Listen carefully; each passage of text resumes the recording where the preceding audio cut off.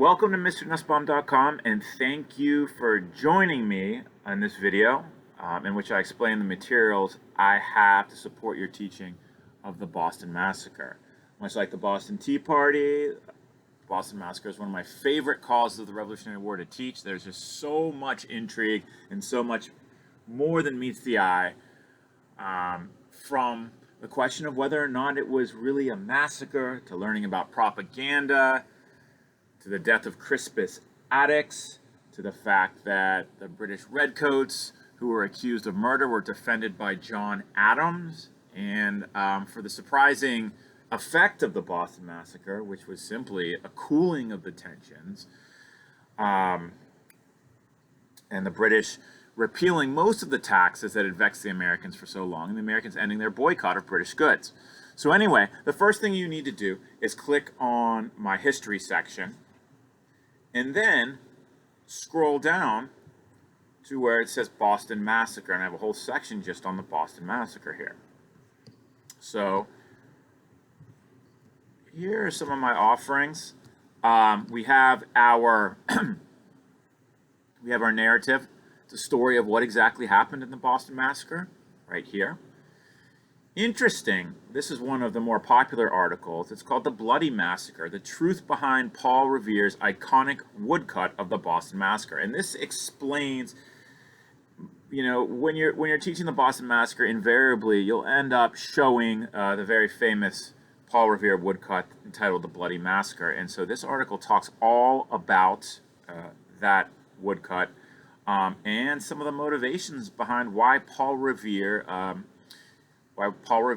published this woodcut, and some of the controversy behind it as well. And it's very interesting because it talks about how Paul Revere actually maybe did not have permission to use the image he did.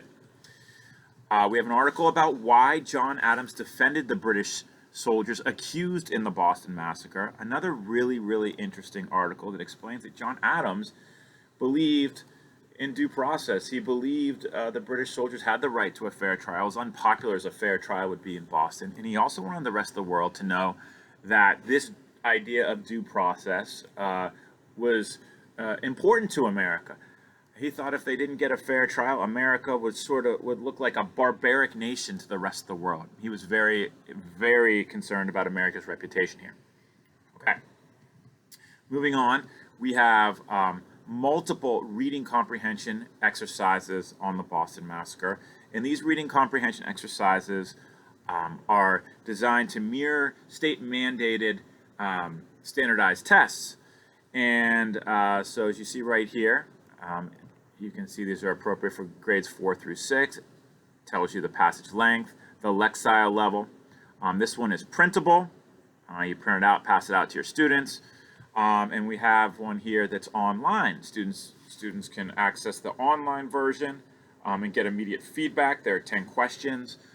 In addition, for students who need reading support, there's the option to have the passage itself narrated and highlighted.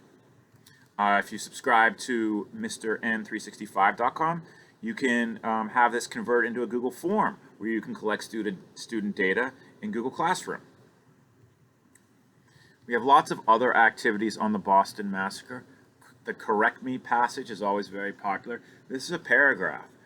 It has 8 or 9 incorrect facts about the Boston Massacre. Students have to read it over, identify the incorrect facts, and then replace them with the correct facts using our drop-down menus. We have some Boston Massacre fact or fiction exercises. We have an online one, and we have a printable one, and these come with the narratives. Students read the narratives and then determine whether or not the statements are fact or fiction. We have some Boston Massacre coloring pages. We have a virtual history teacher activity, and this is really fun for students because they get to play the role of a history teacher. And basically what this is a fictional test taken by a fictional student, and this fictional student answers an essay question in a very incomplete way. And your students will get to grade this fictional student's test and demonstrate their knowledge about the Boston Massacre by elaborating on their response, and in the spirit of a good teacher. We have lots of stuff on Crispus Attucks. All of this, by the way, is completely free for you to use. There'll be a couple exercises that say only available on Mr. N365, but the vast majority of these are available for your unlimited use. There's a biography on Crispus Attucks, Crispus Attucks reading comprehension, close reading exercises. These are contextual vocabulary exercises. So we combine a lot of the social studies with literacy, integrating the two. We have a Crispus Attucks correct me passage, Crispus Attucks fact or fiction. We have some interesting literacy activities that involve text elements, paragraph headings. We also have another virtual history teacher, this one on Crispus Attucks. It's just the same as the one I talked about on the Boston Massacre. And we have lots of John Adams activities as well. Again, unlimited reading comprehension exercises. We have some good writing prompts. This one is on propaganda in revolutionary America.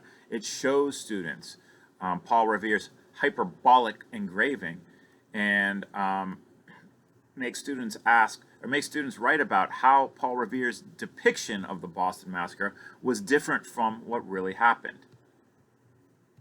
And then as we scroll down, you'll see there's a PowerPoint presentation on the Boston Massacre available to subscribers to Mr. N365.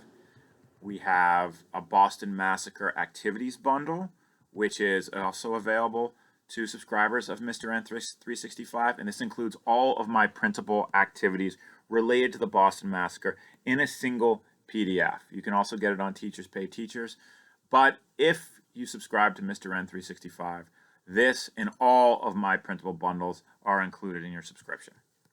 Okay, so that's it on the Boston Massacre. Please, if you find this useful, subscribe to my YouTube channel. I am putting up videos of as many different subject areas on MrNussbaum.com as I can.